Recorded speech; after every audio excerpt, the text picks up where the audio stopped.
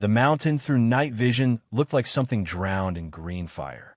Snow-striped ridges cut black against the sky, every rock and scrub haloed in that ghostly phosphor glow.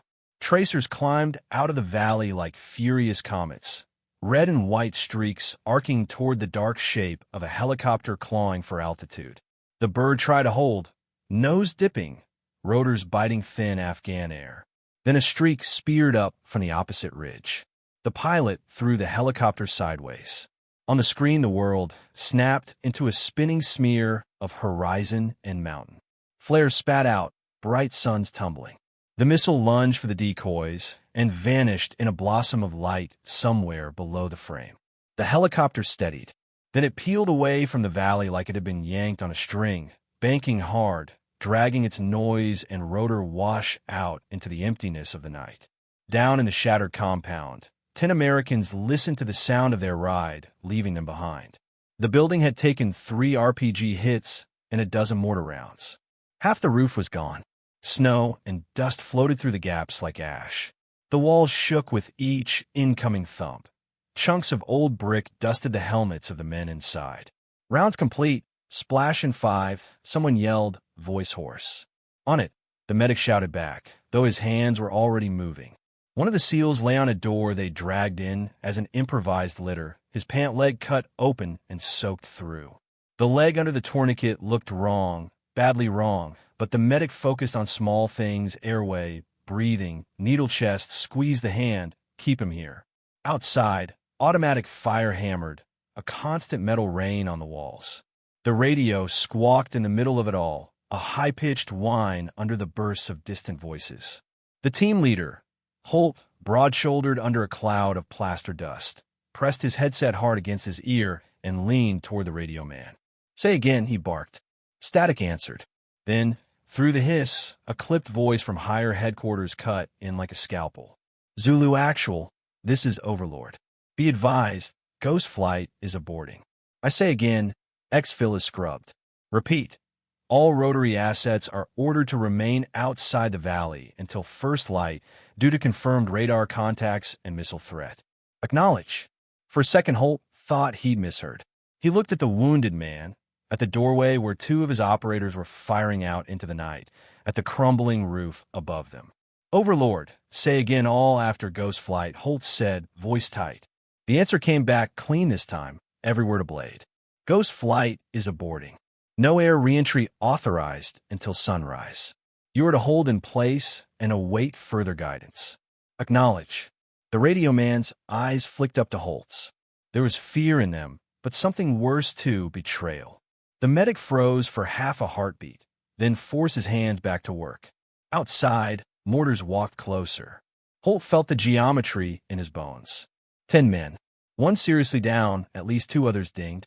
Ammo bleeding out of their magazines every time the door teams fired. Enemy on both ridges, above and around. No vehicles. No air.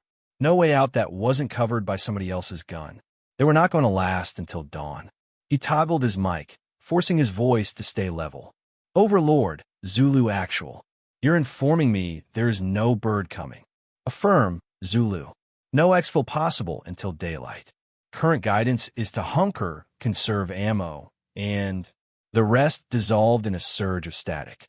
In the snow 600 meters above them, a different headset crackled with the same message. Elena lay flat on her belly, pressed into the mountain as if she could become part of it.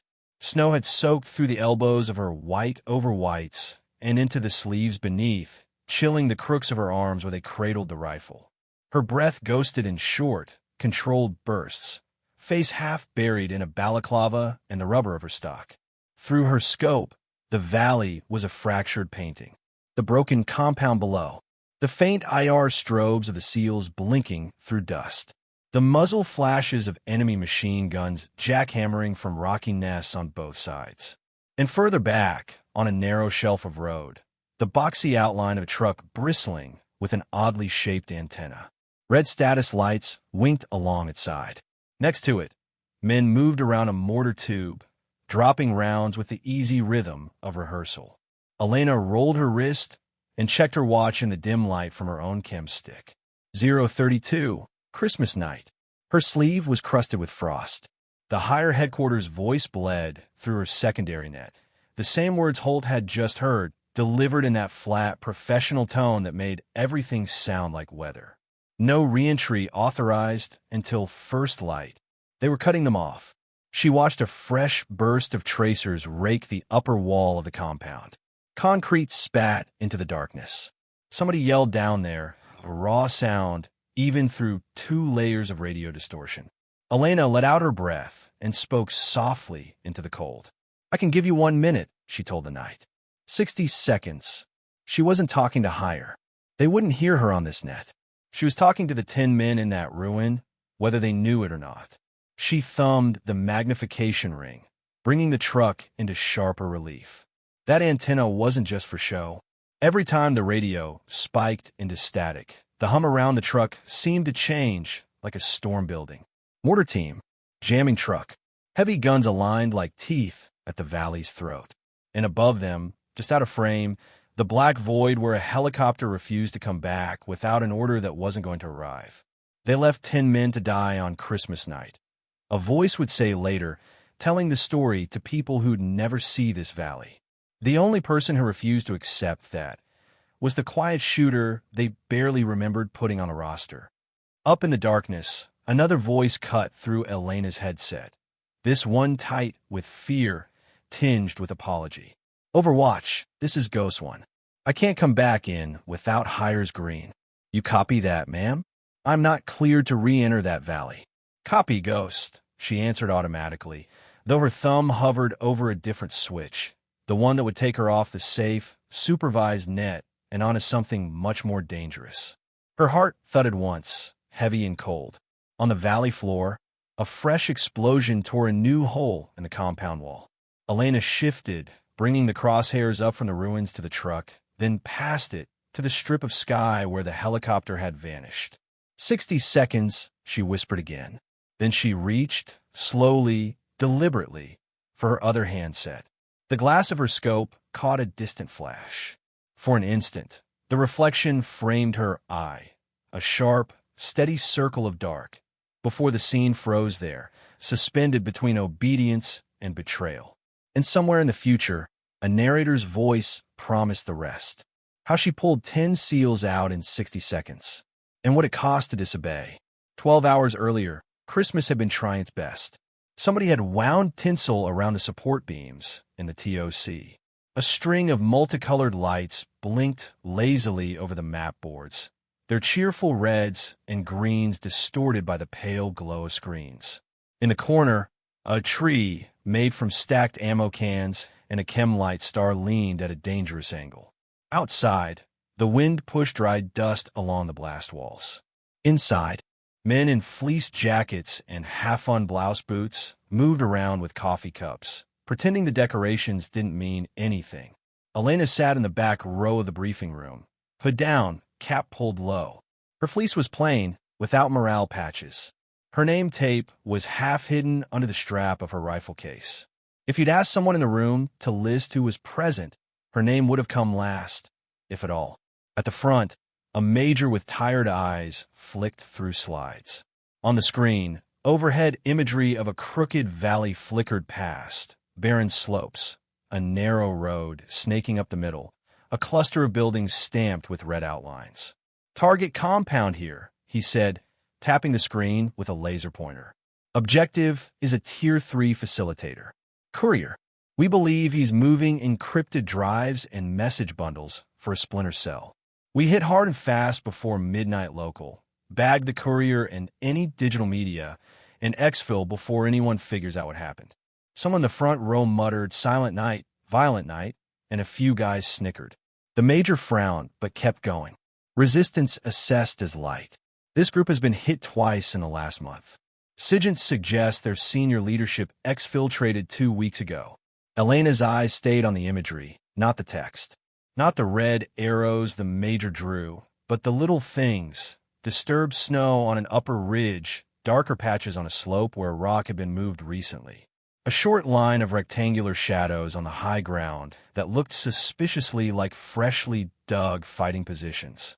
and on a side shelf of the valley, a smaller rectangle with a tiny round shadow on its roof. A dish, maybe, or an antenna. The Major clicked to the next slide. Chat logs, translated snippets about Christmas surprise, and capturing infidels, stamped with a classification higher than most of the room needed. He waved a hand. Hostile chatter shows an increased interest in capture ops, he said. Mostly aspirational. Their propaganda channels love the idea of grabbing coalition folks, but they haven't demonstrated the capability locally. Intel assesses the threat as low probability, high impact. We're acknowledging it, but it's not driving this op. Elena raised a hand before she could talk herself out of it. The Major saw the movement, clearly surprised to realize she was there. Yeah, Specialist Rios, right? Lieutenant, she corrected politely. Elena Rios. Overwatch and JTAC attached to Zulu. A couple of heads turned. One SEAL in the middle row, blonde with a crooked grin, raised his eyebrows like, oh, right, we get a sniper. Elena nodded at the screen. Sir, can we go back one slide? The Major clicked back to the overhead. She stood up halfway, pointing with 2 fingers instead of a laser. Those, she said, upper ridgeline on the west side. Those are firing positions. Fresh ones, judging by the shadow contrast. And here, she traced the thin line of a track on the snow. There's a heavy vehicle route that isn't on the last month's imagery. It ends here. She circled the small structure with the dish. That looks like a comm site or something heavier. It wasn't there in the previous pass. He toggled between images, saw the differences she'd already memorized. New construction, he allowed. Engineer said it could be a generator shack for the village downslope, or a local radio relay. Nothing with teeth. Elena sat back a little, but her mind was still forward. Sir, the courier route is very clean. Too clean. It reads like they want us to see it. With the chatter about captures, and with those positions on the high ground, do we have any assessment this might be a deliberate kill box? The room went a little quieter. The Major's jaw flexed. Intel feels this is an opportunity window, he said, voice going slightly cooler. We've had eyes on this courier for 3 days. Pattern of life says he's not going to be that exposed again. We've got one night before he moves. If we overthink every trip wire they lay online, we never leave the wire ourselves. He gave her a thin smile, meant to be reassuring. I appreciate the caution, Lieutenant. That's what we've got you there for. Overwatch will keep our guys safe if anything goes sideways.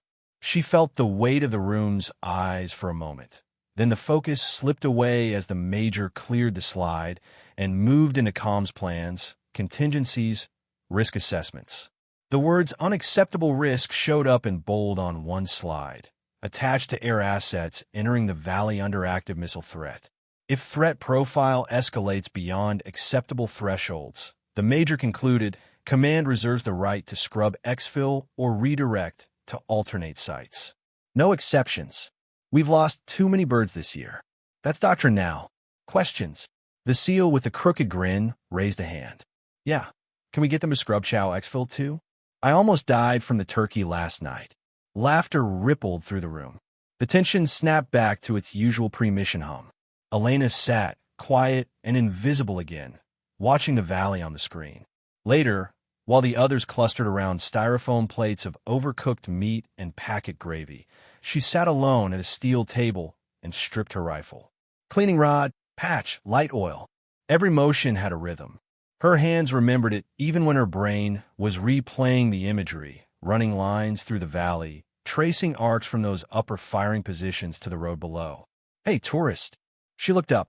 The blonde SEAL, name tape Hayes, dropped on a bench opposite with a tray balanced on his palm. Tourist, she echoed.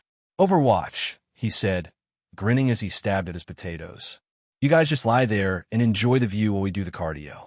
You're basically up there on a mountain vacation. She gave him a look that would have wilted lesser men. It bounced off Hayes like a pebble. Relax, ma'am. I'm kidding. We like having someone up in the cheap seats to plug the bad guys I miss. The rumor is you spend more time talking to airplanes than squeezing triggers. JTAC and Sniper at the same time, Elena said. They didn't have enough people, so they stapled 2 jobs together. Hayes shrugged. As long as one of them keeps me from getting smoked, we're good. He nodded toward her rifle laid out in perfect alignment. You always this fun at Christmas? I don't like carols, she said. They get stuck in my head. Mess up my dope. He chuckled, then his gaze drifted past her shoulder. Elena followed it, catching a glimpse of a screen through an open office door. Her own face in a corner of it, frozen in a photograph. A colonel and a staff captain were talking over the file. A line of text jumped out even at this distance. Article 15, Failure TO, Obey Order. Underneath, a smaller notation. Refused fire mission due to probable civilian presence. Hayes whistled under his breath. That you? That was a lifetime ago, she said too quickly. You disobey orders often. Only the stupid ones, she said quietly, and started putting her weapon back together. On the way out to the flight line, she found the pilot leaning against the nose of his bird, helmet under one arm. He was older than most of the SEALs, laugh lines creasing the corners of his eyes, call sign Ghost once stenciled under the cockpit. You're our angel tonight? Elena asked. Depends who you ask, he said. Sometimes they call me the pizza guy. In out, try not to get shot down, deliver hot snacks. He nodded toward the map board taped to the side of the fuselage. The valley glared back in satellite grayscale. Thin air, he muttered, more to himself than to her. Narrow, not a lot of room to dance. If I have to flare hard, I'm scraping paint on those rocks. You flown it before? She asked. He nodded. Once. Both doors full of dudes shooting at the walls. I don't recommend it. She tapped the map where the road pinched. If they put anything with teeth here, you're coming into AV. I know, he said. He gave her a sideways look. You see something I should worry about, ma'am? Maybe, she said. I'll let you know if I'm right. They shared a thin, understanding smile.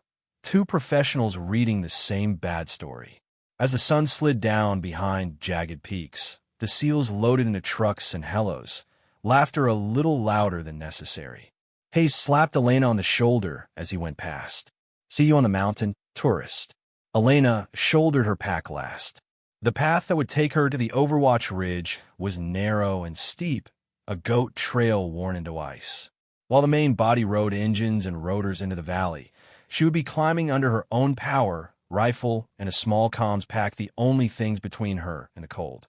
She didn't mind. The high ground was always lonely. That's where the work got done. By the time Elena reached the ridge, the stars were burning. The air up here felt thinner, harsher. Every breath scraped her throat. Her calves trembled from the climb, but she forced herself to move slowly, deliberately, placing each cramping step in the crusted snow with care. She found a rock outcropping she'd picked from the imagery, a natural shelf with a view down the valley's throat, and slid on her belly behind it. The ground stole the heat from her body inch by inch. Her world shrank to the arc between her cheek and the rifle stock, the faint smell of gun oil, the glow of her wristwatch through a layer of frost. Overwatch, Zulu Actual. We're 3 mics out from the outer walls. Holt's voice crackled in her ear. Copy, Zulu, she replied, eyes never leaving the valley through her glass. Compound's cold. A few heat signatures inside. No movement on the upper ridges yet. Below, the SEALs were shadows hugging the ditch line along the road. They moved like they'd done this 100 times, because they had. Black shapes flowed up to the outer wall, ladders extended, charges set with quiet precision. Stand by for breach, Holt said. A heartbeat later, the night stuttered. A muffled thump, a flash, and they were inside. The compound fight played out like a rehearsed scene. 2 men in the outer courtyard went down before they could bring their rifles up. A third tried to run for an inner door.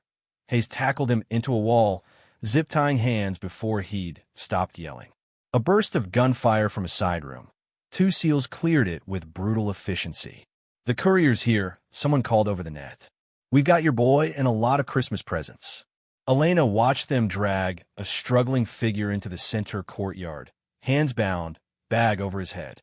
Another operator emerged holding a hard drive case in a gloved hand, waving it once at his helmet cam like a trophy. It felt almost too easy. She shifted her focus up, past the compound to the higher slopes. That's when she saw them. On the western ridge, above the valley, 2 heat signatures lay still in shallow scrapes of snow. Binocular silhouettes. One man panned slowly, the other held a handset. They weren't firing. They weren't running. They were watching. Zulu, overwatch, she said, voice low. You've got glass on you from the west ridge.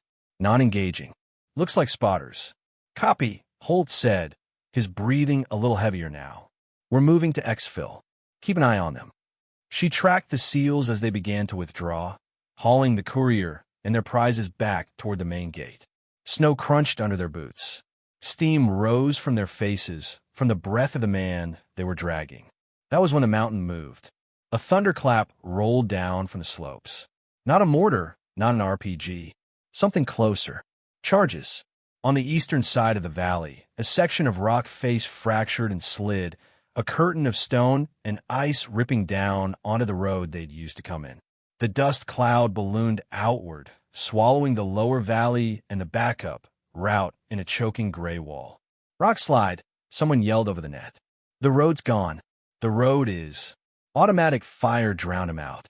For positions Elena had marked hours before, muzzle flashes bloomed. Machine guns, at least 2, maybe 3, raked the valley floor from both sides. The angles were perfect, overlapping arcs converging on the open space between the compound and the newly blocked road. The valley had become a funnel, a kill box. Contact, multiple directions. Holt snapped. Back inside now. One of the SEALs near the rear jerked, spun, and dropped. The medic was on him immediately, dragging him toward the nearest semblance of cover while rounds chewed up the dirt around them. Overwatch. I have heavy guns on both ridges, Elena said, voice clipped. West Ridge at your 11, East Ridge at your 1.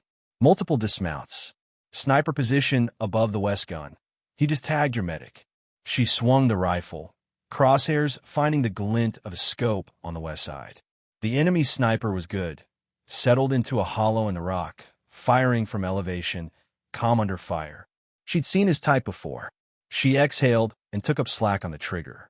Before she could break the shot, the radio in her ear screamed. A shrill, electronic shriek flooded the net, like someone had shoved a fork into a power socket and dragged it down the length of a chalkboard. All the friendly channels went dirty at once. Voices smashed together, compressed, shredded. Elena winced, tearing one earpiece away. Over the ringing in her ear, she heard something else. A faint, low hum that seemed to vibrate in her teeth. She dragged her eye off the scope and swung it toward the shelf road. The truck she'd marked in the imagery sat there, engine idling. Men worked around it, coiling cables, adjusting the dish on its roof. The hum grew louder every time someone twisted a dial. Jammer, she thought. Not a generator. Not a radio relay. A damn jammer. Overwatch to Zulu. Say again last. Holt's voice bled through in fragments. Long range is compromised. She snapped back, hoping at least some of it would make it through. We're being jammed. Truck on the north shelf. Another explosion slammed into the compound wall, showering the courtyard with debris. The medic swore, got his wounded man half over his shoulder, and staggered toward a half-collapsed outbuilding that still had most of 3 walls. Inside that shell now, Holt shouted, Last man, last man.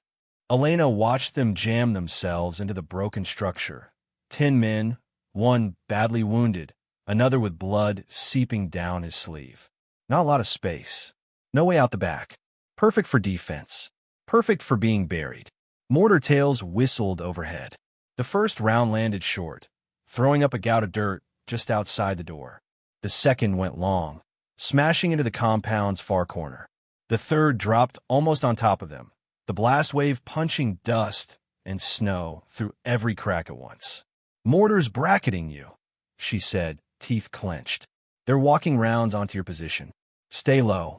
Appreciate the tip, Hayes muttered on the net, his voice twitchy and falsely light. I thought all this falling ceiling was decorative. Zulu actual to Ghost 1. We need immediate exfil, Holt said, switching to the airnet. We're pinned in a kill box. I say again, we are in a kill box. Ghost 1 copies, came the pilot's comm answer. Winchester on time. We are inbound 2 minutes out. Elena risked a second to look up. The faint, distant sound of rotors grew from the south. Constraint 1. Long-range comms jammed. They were shouting into a storm moderated by an enemy they couldn't see. Constraint 2. Terrain. A narrow valley. High ridges populated by guns they hadn't known were there. No lateral room to maneuver. No alternate routes now that the rock slide had sealed their entrance. Constraint 3 limped in on one man's shoulders. The wounded SEAL's leg was mangled, his weight slowing every movement. They couldn't sprint. They could barely hobble. Mortars fell closer. The helicopter nosed into the upper end of the valley, lights off, moving faster than was strictly safe. Elena watched it through a sliver between two rocks, heart pounding against the cold stone. Ghost 1, be advised, enemy anti-air capabilities unknown. An operations controller's voice broke in from somewhere beyond the jammer's reach. You are entering a high-risk envelope. Recommend you hold outside until threat picture is clearer. Negative, Overlord, the pilot said, voice strained as he juggled terrain and wind. I've got 10 souls in the box down there. I can. The missile launched from the west ridge with a blossom of fire. Elena saw the exhaust plume before she heard the shout over the airnet. The pilot broke, rotor wash rolling through the valley as he pulled hard to the right. Flares popped, trailing sparks. The missile chased the flares, bit on the hottest thing it saw, and detonated in an empty patch of sky. The helicopter rocked violently in the shockwave. Overlord, Ghost 1, the pilot snapped. We have a confirmed launch in the valley. That's at least one man-pad, maybe more. Copy, Ghost, Overlord replied. All aircraft, this is Overlord. New directive. No re-entry into the valley. I say again, no re-entry. Hold outside WEZ until first light. This is a hard order. Elena. Holt's voice cut in on the local net, rough with suspicion, hope, fear. Say again, Ghost's last transmission. I didn't hear that right. She swallowed. Her throat felt like it was full of ice. Overlord just ordered all birds to stay out until sunrise, she said. No exfil until then. A long silence. Only the sound of the medic's labored breathing in her ear as he worked on his patient, and the whump of another round impacting too close.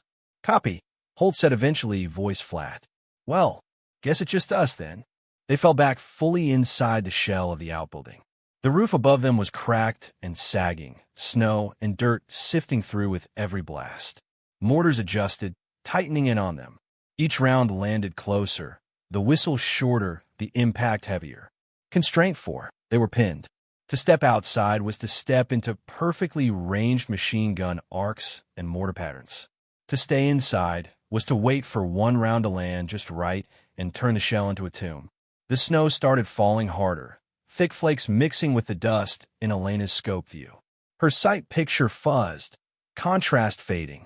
Smoke from the burning sections of the compound smeared the air. Constraint 5, visibility. Her one advantage, eyes, was being eaten away. Overwatch, Holt said on the short-range net, the one the jammer seemed to neglect. His voice was quieter now, intimate in her ear. Tell me the truth. We making it to Christmas morning? She tracked a machine gunner on the east ridge, watching his burst pattern, looking for his spotter. I don't lie on the radio, she said. That's a no, then, he said, and let out a breath that sounded almost like a laugh. Hey, if you see Santa out there, tell her we've been very good this year. Another mortar landed. The shell's roof sagged further, dust and splinters raining down. Somewhere behind him, haze cursed as part of the wall disintegrated. Elena did some math in her head. Mortar rate of fire versus time to sunrise versus structural integrity of the building and human tolerance for fear. The answer wasn't pretty. Command had chosen to keep their aircraft safe.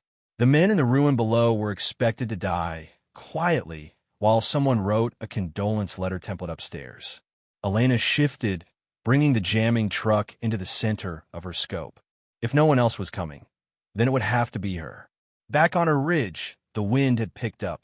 It slid down from the higher peaks in invisible sheets, knifing through seams in her clothing, finding skin and stealing warmth. Snowflakes danced in the air, held aloft for a second before the gust tossed them sideways.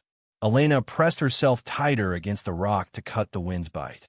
Her fingers were numb in her gloves, but she could still feel the weight of each round in the magazine as she ejected it, counted the brass glinting in the dark, and slammed it back in. 3 full mags. 1 partially spent. 40-something rounds. On the valley floor below, at least 30 fighters moved between positions, plus the mortar crew, plus whoever was inside the jamming truck. And that was just what she could see through the storm of dust and snow. Constraint 6 settled over her like an extra layer of cold. Ammunition. No room for misses. No luxury of taking every target she saw. Every bullet had to do the work of 10. She exhaled, watched the breath vanish, then scanned the terrain with fresh eyes.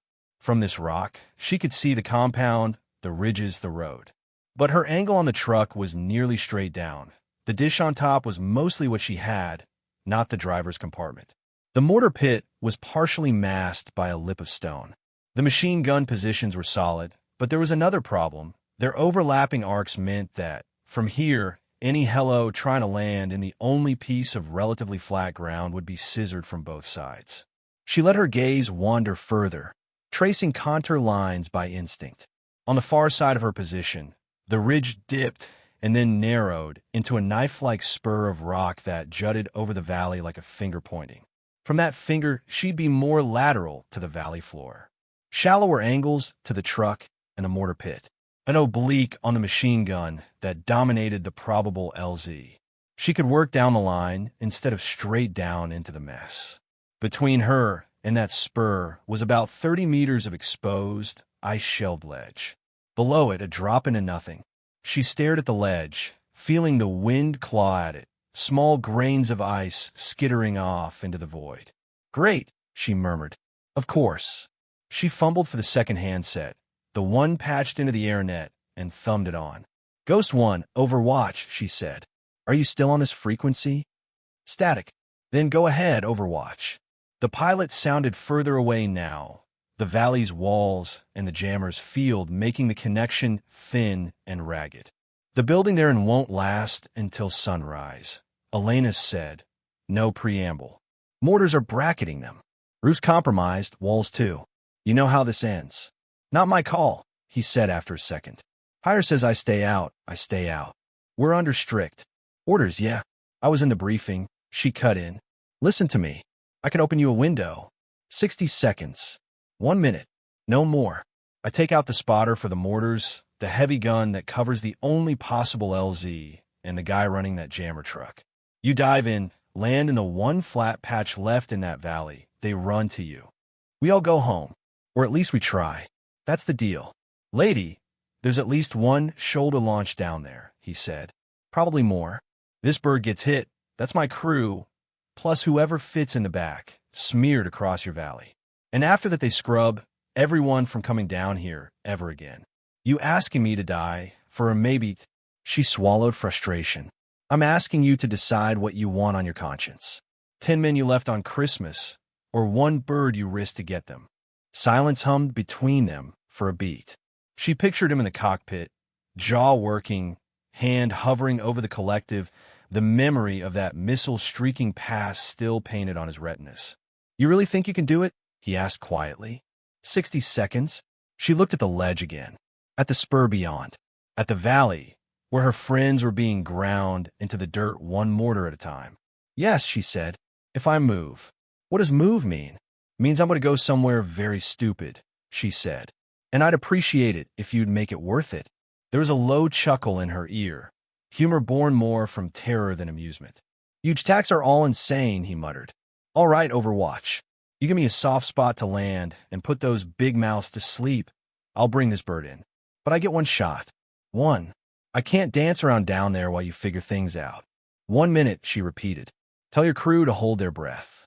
She clipped the radio back, wrapped the sling of her rifle tight, and began to move. The ledge was barely wider than her shoulders. Snow and ice had built up along its outer edge, giving the illusion of extra surface where there was none. She moved sideways, 1 boot at a time, toes finding tiny imperfections in the rock under crust. The wind tried to peel her off, pushing, tugging at her pack, at the barrel slung across her back. Her gloved fingers dug into the stone, searching for holds that weren't there. Every few seconds, a chunk of ice flaked away and fell, vanishing into the black without a sound. Don't look down, she told herself, which meant, of course, that she did. The valley yawned beneath her. The compound was a broken toy set in the bottom of a stone throat. Muzzle flashes winked like angry Christmas lights. The shell where the seals sheltered pulsed with each incoming mortar hit, dust blooming out of it like breath. Her boots slipped once. Just once. The crampon scraped on bare rock, lost purchase, and her weight shifted toward the abyss. Her stomach dropped. Instinct took over. She slammed her shoulder into the rock face, fingers clawing, knees slamming hard enough to bruise, even through layers. Something cracked loud in her ear. For a heartbeat, she thought it was bone. Then she realized it was glass. Her scope, slapping against the rock as she hit, had taken the brunt of the impact. One edge of the objective lens spiderwebbed with fractures. She hung there, panting, heart pounding in her throat, until she could pull herself flat again. "Okay," she whispered. "Okay, that's fine. That's great." She inched on, slower now. By the time she reached the spur, her forearms burned, her fingers tingled with the first signs of real numbness, and her knees felt like someone had taken a hammer to them. The spur itself was blessedly flat, jutting out over the valley like a balcony. She dropped her belly on it, pressing every part of herself into the rock, and pulled the rifle around. The scope looked worse up close. A web of tiny fractures along one side. The reticle was still visible, but the image distorted on the cracked edge, warping anything that crossed it. "Could be worse," she muttered. "Could be both lenses." She chambered round, picked a rock on a far ridge, and took a test shot. The sound cracked through the night, lost in the chaos of machine guns and mortars. The bullet kicked up a puff of snow 3 feet to the right of where she'd aimed. She adjusted wind, elevation, and then, eyeballing the distortion, dialed in a fudge factor to compensate for the fracture. Second shot hit closer. Third tapped the rock dead center. Her brain filed away the offset. She didn't have time to re-zero properly. She would have to hold the correction in her head and trust her body to remember it under fire. From this vantage point, the valley unfolded in brutal clarity. The mortar pit was now a shallow bowl under her, crew moving with muscle memory. The truck was perfectly broadside, dish rotating lazily like it owned the sky. The heavy machine gun that had been stitching the open ground in front of the compound sat in a sandbagged nest exactly where she'd feared. She keyed the local net. "Zulu Actual, Overwatch. Can you hear me on this channel?" Holt's voice came back through a haze of interference. "Barely. You sound like you're talking through a blender." "Copy," she said. "Listen close. I've moved. I've got better angles now. I'm going to start cutting away their teeth. When I say minute on this net, you have 60 seconds to get your people out of that building and to the landing spot just northeast of the compound. You see that open patch with the burnout truck?" Hayes's voice cut in, breathless. "The one currently being turned into Swiss cheese?" "That's the one," Elena said. "It's the only place you can get a bird in. I'll make sure the guns raking it are quiet. You pick up your wounded and you run like hell. There will not be a second window." "Understood." Holt hesitated. She could hear him weighing their odds, picturing the run under fire, feeling the mortar blast through his boots. "Who authorized this?" he asked finally. "I did," she said. "Ghost One is standing by. We're off the reservation here." Silence for half a beat. Then a tired, humorless chuckle. "Of course we are," Holt said. "All right, Overwatch. We'll move on your call. Don't make me regret trusting you more than the people with bigger paychecks." On the air net, the pilot chimed in, voice calmer now, oddly steady, like a man who'd made his decision and found peace in it. "Ghost One copies all," he said, holding low behind the southern ridge. "A minute, I'll pop and commit. 30 seconds in, 30 seconds out. 60 total. If you two screw this up, I'm haunting the both of you." Elena pulled a notepad from her pocket with clumsy fingers, pressed it against the rock, and scribbled 4 words. "Sniper mortar spotter, heavy gun jammer." She drew a circle around the last. That shot, she knew, wouldn't just break metal. It would break the enemy's coordination. She set the notepad aside, settled her cheek against the stock, and took one more look at the valley below, the ruin, the men inside, the flicker of muzzle flashes on the ridges. 60 seconds, she told herself. Then she squeezed the trigger on the first target. The helicopter was just a tremor in the air at first. Elena felt it through the rock more than she heard it. A distant vibration, a deepening thrum in her chest. The snowflakes in front of her scope danced in strange, new patterns as the rotor wash from beyond the ridge started to spill in. Ghost 1 holding, the pilot sat on the net, breathing slow. Say the word, Overwatch. She didn't answer immediately. Her crosshairs were already moving. First target, the enemy sniper on the west ridge. He was the one who'd pinned the SEAL medic earlier, his shots precise, unhurried. From her new angle, Elena could see him in profile, snug in a low scrape, rifle braced on a rock, body behind cover. The only thing exposed was part of his head and the long tube of his weapon. She adjusted for the cracked edge of the glass, settled the reticle just off where she wanted the bullet to go, and exhaled. The shot broke like a snapped icicle.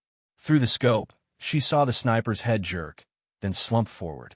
His rifle slid off the rock, disappearing into the darkness below. Sniper down, she said. One. In the shell of the outbuilding, the medic felt the pressure on his neck ease. The round that would have been for him buried itself in the wall instead, showering him with harmless splinters instead of steel. Second target, the mortar spotter. The mortar crew had been working smoothly, one man dropping rounds, one adjusting with hand signals, one peering through a small optic toward the compound. With the sniper gone, the spotter was her next priority. Kill the brain, the mortars go blind. She watched him through the glass, tracking the rhythm. Lean out, check impact, lean back, signal, speak into a handset. She waited until he leaned forward again, eyeball pressed to his scope. The second shot took him in the side of the head. He folded without drama, legs kicking once. The man dropping rounds blinked, disoriented. He looked at his dead spotter, at the handset, at the rounds in his hands. The next mortar fell wide, slamming harmlessly into an empty section of the compound. Mortar eyes out, she said. Two. Below, the SEALs flinched at the blast, then realized it had landed further away. Someone laughed, a cracked, unbelieving sound. Third target, the heavy machine gun. It sat in a sandbag nest on the eastern ridge, exactly where she'd expected. The gunner had been grinning between bursts, face lit in strobe by muzzle flash, his assistant feeding belt like it was a game. Their arcs crossed the open patch in front of the compound in overlapping sheets of lead. That ground was death. Not for much longer. Elena dialed back magnification to see both men at once. The cracked portion of the scope lens cut across the assistant's torso, bending it weirdly. She adjusted. First shot for the gunner. She aimed where his face would be between flashes, compensated for the fracture, and pressed. The bullet hit him just under the nose. He flew back out of the nest, arms go limp. The assistant froze, fingers still in the belt. Training Ward with self-preservation. He grabbed the grips, dragged the gun toward himself, trying to step into position. Second shot took him in the shoulder, spinning him. He dropped, clutching the wound, rolling down behind the sandbags out of sight. The gun lay unmanned, its final burst fizzing out. Eastern heavy gun out of action, she said. 3. For the first time in minutes, the open patch of ground in front of the compound knew silence. Smoke drifted across it like a curtain. Zulu, overwatch, she said. You see the burned-out truck northeast? That's your LZ. On my mark, you go. Inside the shell, Holt looked up through the holes in the roof. The snow was pouring in now, mixing with dust. His men were huddled around the wounded SEAL, packs already strapped, weapons close. You sure about this? Hayes asked, voice a little too steady. No, Holt said, but staying here isn't working out. Get ready to run. Elena toggled the airnet. Ghost 1, she said. Start your run. Do not break cover until I give you minute. Copy, the pilot replied, spooling up the Christmas miracle. 30 seconds to ridge line. She moved the crosshairs again. Fourth target, the jammer's radio operator. The truck's dish rotated lazily, humming. Next to it, a man huddled over a console mounted in the back, headset wired to the gear, mouth working as he called instructions. He was the relay between the spotters, the mortars, and everyone else. Kill him, the whole web went slack. He was also partially shielded by the truck's metal guts. Elena took an extra second to line it up, breathing through the trembling in her fingers. She adjusted for the crack in the lens, for the wind gusting down the valley, for the angle. The round zipped through the open back of the truck and hit him in the clavicle. Not a kill shot, but a ruinous one. He screamed, dropped the handset, staggered backward into the snow, clutching his chest. One of his comrades lunged to grab him. The headset swung loose, its line dragging across switches. Static spiked across the net, then dipped. Good enough. Radio at the jammer is wounded, she said. I've cut their coordination. I'm calling it. She took a breath, feeling the world tighten around her. Zulu actual, she said on the local net. Minute. She didn't shout it. She didn't need to. The words slammed into the men in the shell like a door dropping. Holt was already moving before it finished, leaving her lips. Go, he roared. Move, move. Two SEALs hoisted the wounded man onto the improvised litter, packs bulging, faces set. Hayes and another operator hurled smoke grenades out the broken doorway. They popped and spewed thick, white smoke that immediately mixed with dust and snow, turning the world into a swirling mess. They burst from the building into the storm. Above them, the helicopter came over the ridge like a ghost. It hugged the rock face, nose down, rotors clawing at the air. The pilot kept it in ground effect, one skid practically scraping the hillside as he dove into the valley. The bird's dark mass loomed through the smoke like a moving cliff. On the ridges, the enemy felt the change. First, in the sudden absence of their sniper, their mortar corrections, their confident heavy gun. Then in the shape of the helicopter screaming back into the kill box they'd carefully prepared. They reacted quickly. Professionals. On the western ridge, two fighters broke from cover and began scrambling up a goat path toward Elena's spur, rifles slung, gear banging. A counter-sniper team.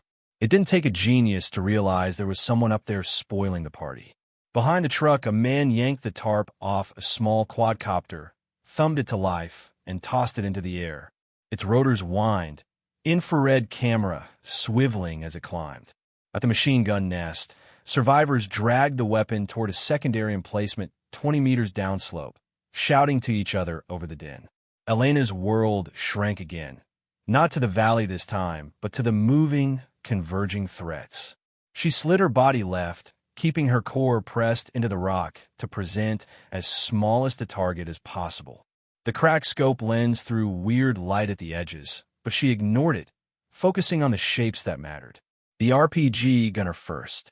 On the east ridge, a man grabbed a tube from the ground, swinging it onto his shoulder. His assistant fumbled with the round, hands clumsy with cold and adrenaline, trying to slot it into place. If that round got off toward Ghost One while he was in the valley, it would only take one bad angle, one bad second. Elena inhaled, exhaled halfway, and took the shot. The bullet punched into the gunner's chest, knocking him backward. He convulsed, fingers tightening around the trigger as he fell. The round, half-seated, popped out of the tube and clattered harmlessly into the snow. RPG down, she said, voice flat. On her right, rock shattered as a round impacted inches from her cheek. Chips stung her skin. The counter-sniper team had reached a position where they could put suppressing fire on her ledge.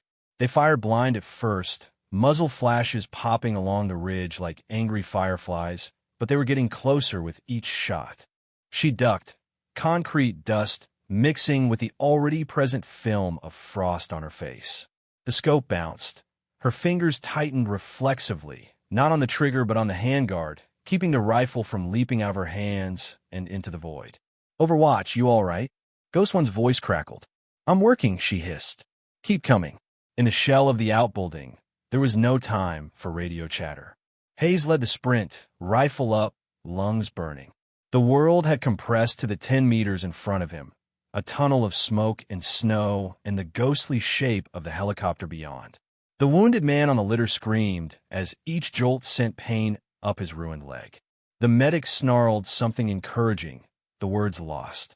Behind them, the mortarmen continued to fire without proper spotting. Shells fell further and further off target, some landing in the empty parts of the compound, others blowing up useless boulders. The quadcopter's camera found Elena's heat signature. It hovered, lens zooming, beaming coordinates back toward the mortar pit and anyone else who could use them.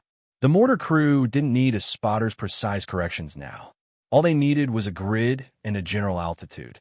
They drooped the tube, adjusted roughly, and started dropping rounds into a quadrant that encompassed Elena's spur. The first shell landed long, throwing shrapnel over her position. She shielded her face, felt tiny impacts on her helmet and rifle. The second landed short, blasting the edge of the spur, making her lead shiver. Of course they brought a drone, she muttered through gritted teeth. She popped up for a second, ignoring the counter-sniper's rounds seeking her head, and snapped a shot at the whining shape overhead. The bullet clipped a rotor. The drone spun wildly out of control, then corkscrewed into the valley wall and disintegrated. Drone down, she said, more to herself than anyone else. One of the climbers below her yelled, rage and fear mingling in the sound. He fired again, rounds chewing grooves in the rock nearer and nearer to where she lay. She couldn't spare a bullet for him yet. The helicopter dropped into the LZ like it was falling. Its skids hit snow and dirt with a jarring thump. The pilot held it there, muscles screaming in his forearms as he fought the tendency to bounce. The rotor wash turned the valley floor into a blizzard. 30 seconds, he grunted into the net. You've got 30. The SEALs hit the edge of the wideout and vanished into it. Two reached the bird first, pivoting to put their backs against the fuselage, firing out into the murk in short, disciplined bursts. They weren't trying to hit anything in particular now. Just make anyone thinking about standing up out there think again. Hayes and another operator carried the litter between them, boots slipping in churned snow. The wounded man's cries had gone thin and high, more air than sound. They stumbled at the ramp. Strong hands reached out from inside. Crew chief, another SEAL, grabbing the litter, hauling it in. The medic followed, shoving his way past to keep pressure on the wound. Behind them, Holt ran a few steps, then turned, raising his rifle. He couldn't see shapes in the wideout, but he knew where the ridgelines were, where the enemy would be. He squeezed off control pairs, keeping their heads down, trading time for bullets. He fumbled in his chest rig with one hand and found the IR strobe. Without breaking rhythm, he ripped it free and hurled it toward the densest cluster of muzzle flashes on the far ridge. The strobe blinked to life mid-air, a bright, invisible beacon in the infrared spectrum that only friendly optics would see.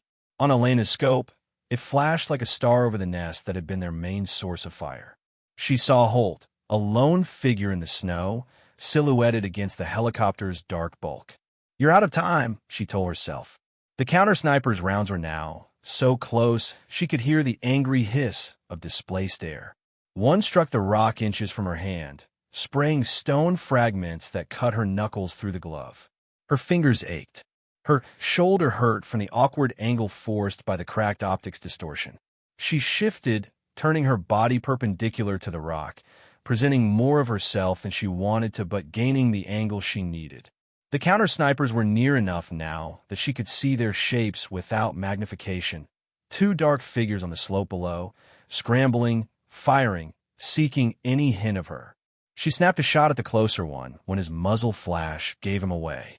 The bullet hit him center mass, throwing him backward off the path. He flailed, rifle pinwheeling, and then he was gone, falling into the void. The second climber saw his friend vanish and froze for a fraction of a second.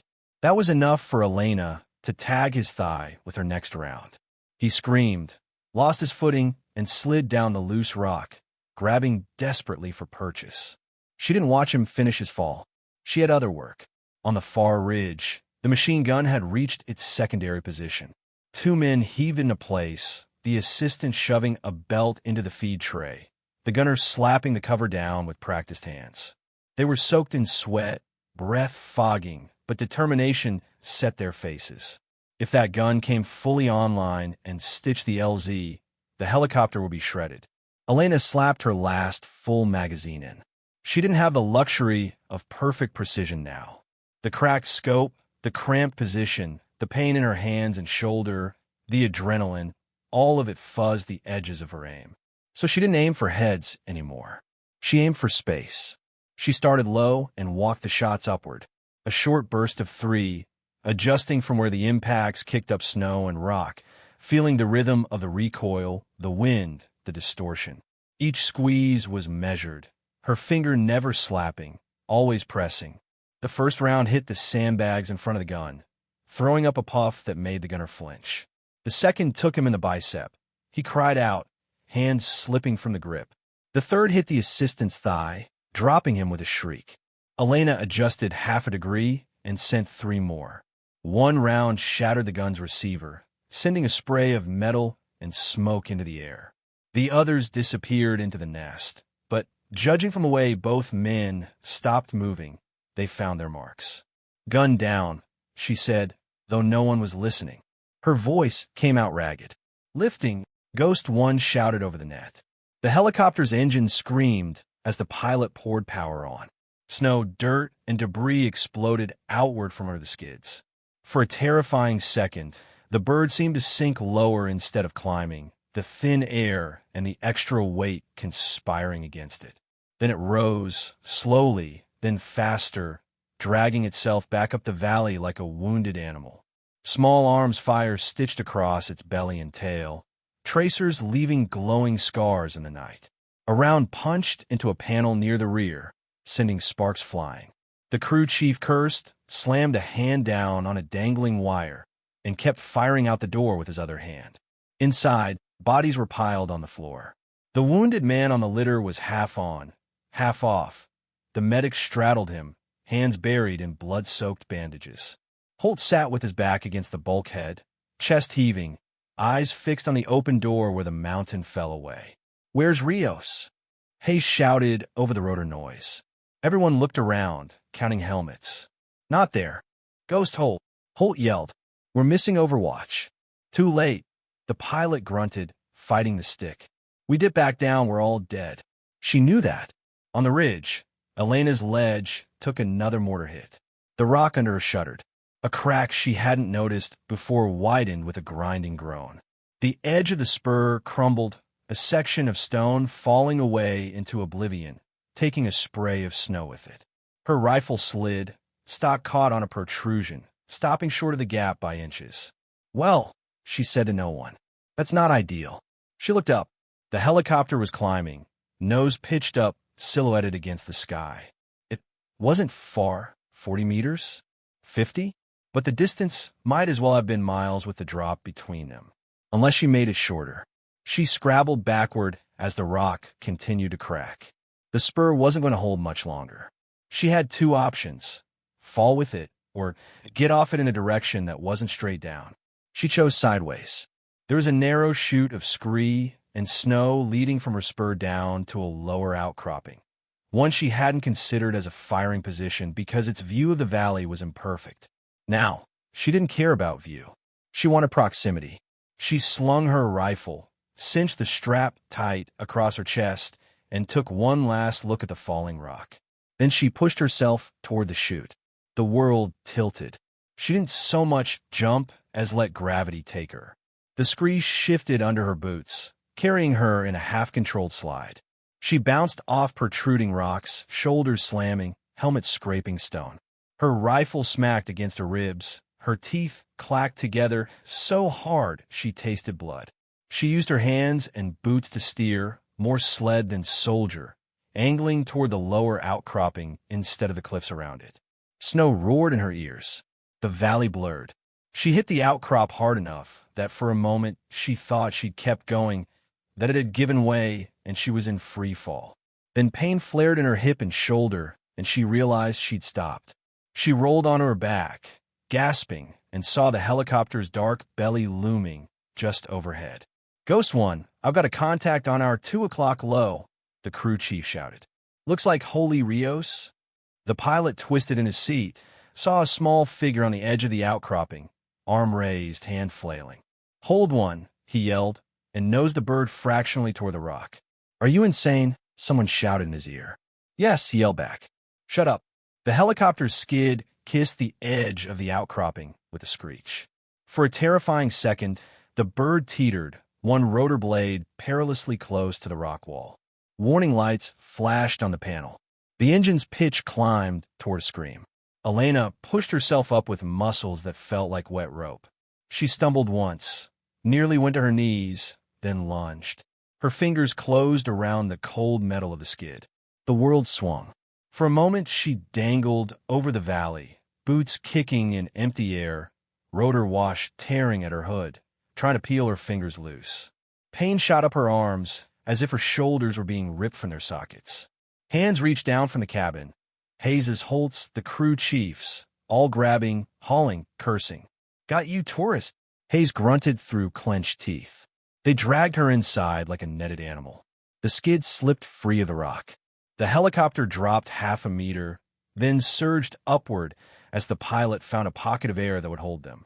The outcropping vanished under them, then the ridge, then the valley. Enemy tracers chased them up, red and green streaks in the dark. One round punched through the open door, hitting the frame inches from Elena's boot. Another streaked past the medic's helmet, close enough to ruffle his hair. Then they were above the worst of it. The ground fell away. The angles changed. The rounds couldn't reach them anymore. The valley, with its broken compound and its smoldering truck, grew small below them. From this height, the enemy's careful geometry looked like lines drawn on a piece of paper, crumpled and thrown away. Inside the helicopter, 10 SEALs and one exhausted sniper stared at each other, shivering, bleeding alive. No one spoke for a long time.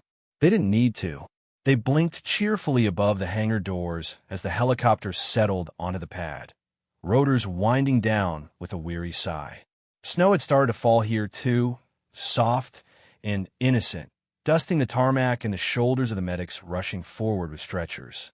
The rear ramp dropped. Warm air spilled out, smelling of hydraulic fluid, burnt metal, and blood.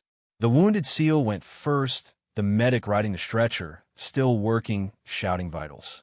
Others followed, limping, supporting one another. Their faces were gray with exhaustion and grime, streaked where tears had cut paths through dust. Elena came last, sliding down the ramp with stiff legs. As her boots hit the ground, the cold punched through her again, harsher here in the bright light than it had been in the valley's dark. Higher command was waiting just beyond the medics. The major from the briefing. The colonel whose office she'd glimpsed her record in earlier. A couple of staff officers with clipboards, pins already out. No one smiled. Lieutenant Rios. The colonel said as she approached. "Captain Holt. Captain Mason." He nodded at the pilot as Ghost One descended from his cockpit. "With me. Now." They took her rifle at the door of the secure room, unloading it with the brisk efficiency of men handling a piece of evidence. They took the pilot's helmet too, the scuffed thing looking suddenly fragile in the staff captain's hands. Inside, the room was small and windowless, fluorescent lights buzzing overhead. A table, 3 chairs on one side, 2 on the other. A camera in the corner, its red light unwavering. Elena sat where they told her to. Her shoulders hurt. Her knuckles were scabbed where rock had sliced through the glove. She folded her hands in front of her and felt dried blood flake off. The colonel sat across from her, flanked by the major and an intel officer with a tablet. "Lieutenant," the colonel began, voice flat. "We've reviewed initial reports. You disobeyed a direct order from higher headquarters by coordinating an unauthorized extraction under conditions explicitly classified as unacceptable risk.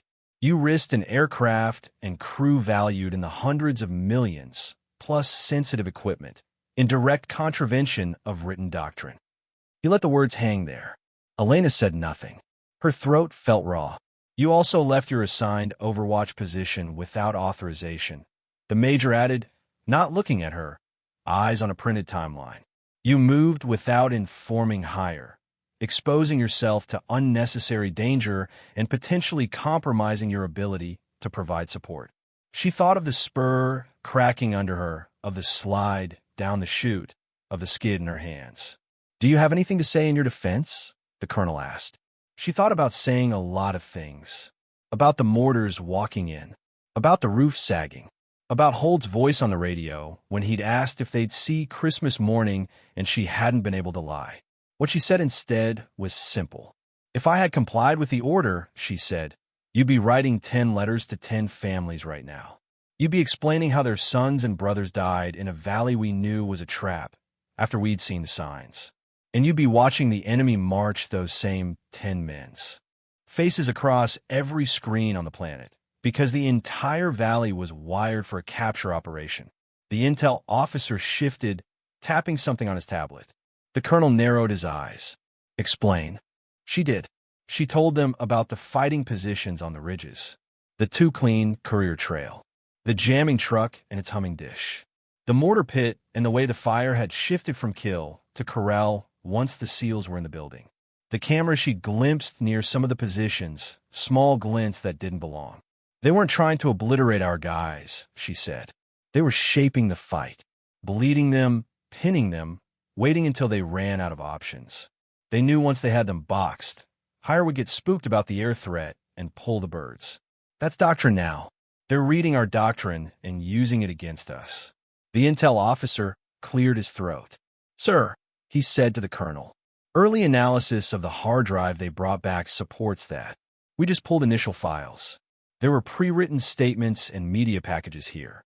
He turned the tablet so they could see grainy stills, American uniforms in various states of distress, photoshopped into cages and trucks, overlaid with foreign text. They had plans to broadcast captured U.S. personnel live by dawn. There were rendezvous torches set up on the east road beyond the rock slide. Transport vehicles cached there, cameras positioned on the upper ridges. The major looked like he'd swallowed something sharp. So intel was wrong, he said quietly. Elena didn't say I told you so. The colonel's gaze flicked to her file, resting beside his hand. It was thin but dense. Commendations. Marksmanship scores. Operator's notes. Cool under fire. Sees the whole board. Quiet but reliable. And one bold line in the middle. Highlighted. Article 15. Failure to obey order. Refused danger close fire mission due to probable civilian presence. Pattern of behavior, he said softly. You pick and choose which orders you obey. She met his eyes. They were the same color as the stone in that valley. I choose the ones that bring people home, she said. The room went very still. After a moment, the colonel exhaled through his nose. Your actions today will not be part of the official after-action report, he said. Not in detail. For the record, the extraction was conducted under extreme duress in a dynamic environment. The decision-making chain will be clarified. She understood. They would flatten the story, smooth the corners. No mention of disobedience, of doctrine bent to breaking, of a sniper crawling out onto a crumbling spur to redraw the battle plan by herself. But the fact remains, he continued, you're alive. Your team is alive. You brought back the target and the data, and you exposed a gap in our assessment of enemy capabilities. Intelligence that will save lives going forward. He closed the file on her Article 15 and tapped it once with his knuckles. We don't have to like the way you operate, Lieutenant, he said. But I'm not sure we can afford to lose people who can see what you see. It sounded almost like forgiveness. Almost. They released her after that. No congratulations. No reprimand. Just a nod toward the door and a reminder that everything about the mission remained classified. In the corridor outside, Holt leaned against the wall, arms folded, a bandage across his forehead where flying debris had cut him. He straightened when he saw her. How bad, he asked. They don't know what to do with me, she said. So they're doing nothing. For now. He snorted. Story of your life, I bet. She shrugged, then winced as her shoulder reminded her of the slide. He pushed off the wall. For the record, he said, if you hadn't done what you did, we'd be body bags in a line right now. Or worse. I don't care what they file in whatever drawer. He nodded toward the hangar, where the other SEALs were clustered around a heater, laughing too loudly, the sound tinged with hysteria and relief. Those guys? They know. That's what matters. He stuck out a hand. Thank you, Overwatch. She shook it. His grip was warm and strong. Respect glittered in his eyes in place of the polite dismissal from the briefing room. Later, near dawn, the base had gone mostly quiet again.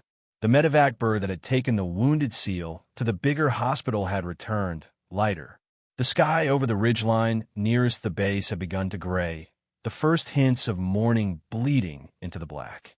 Elena sat on a low concrete barrier outside the TOC, gloves off, cradling a paper cup of coffee between her scraped hands. The coffee had gone lukewarm a while ago. She drank it anyway. The warmth in her palms was more important than the taste. Her body ached in new and interesting ways. Her mind felt distant, like it was still on a mountain, watching the ledges and lines of fire, waiting for a shot that had already been taken. Footsteps crunched in the gravel. She didn't look up until a small weight thumped onto the barrier beside her. Hay stood there, hands in his pockets, breath steaming. He looked younger without his helmet and NVGs, hair flattened from hours in a helmet, eyes rimmed red. "Brought you something, tourist," he said. On the barrier next to her was a Christmas ornament. It was simple, a spent brass casing polished to a dull shine, a piece of paracord threaded through the primer pocket to make a loop. Someone had scratched a tiny mountain outline into the side with a knife. Below it, barely legible, were 3 letters, SOM, 60, on, mountain. She picked it up, turning it between her fingers. "You're sentimental," she said. "You saved my ass," he replied. "Don't get used to the gratitude. We're still going to call you names on the next op." He hesitated, then nodded toward the horizon, where the first blade of sun was cutting across the peaks. "Did you know," he asked quietly, "that the enemy wanted us alive?" She nodded. "I suspected." He let out a low whistle. "Hell of a thing to risk your career for. Suspicion." "It wasn't just that," she said, staring at the ornament. "It was looking at doctrine and realizing they understood it better than we did. Realizing that if we followed the book, it would lead us exactly where they wanted us." He shrugged. "So you rewrote the book." She thought of the colonel's face, the file closing, the grudging acceptance. "They'll never publish that chapter," she said. He grinned. "Doesn't matter. We've got the story. You're stuck with us now, you know. Word's going to spread. Somewhere out there, there's a quiet shooter who won't leave you on the mountain. You'll never drink alone in a team room again." The idea of belonging, of not sitting alone in the back row of briefings, was strange, uncomfortable, not entirely unwelcome. She slipped the ornament into her pocket, feeling the weight of the brass against her thigh.